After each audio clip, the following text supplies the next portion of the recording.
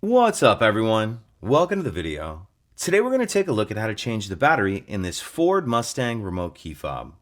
This key fob is going to work on the 2010 to 2014 Ford Mustang, and it's going to use replacement battery CR2032.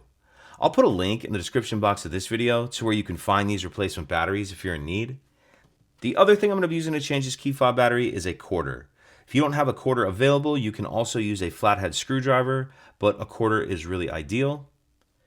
So if we grab our key fob and we take a look down here near the key ring, off to the one side we see there's this slot right here that I'm touching with the end of the quarter.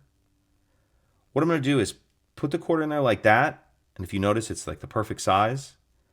Then I'm just going to twist the quarter like I'm opening a lock with a key, and as I do that you can see it starts to open the case. Go ahead and pull the back half of the case off, and you can see this battery is already loose like this.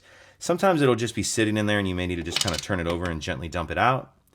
Either way, once we get our old battery out, we can get our new battery in, and you want to make sure that you're installing your new battery with the plus side up, positive side up, and then we can go ahead and snap the back of the case on, and that's it.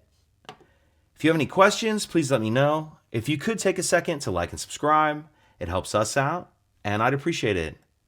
Thank you.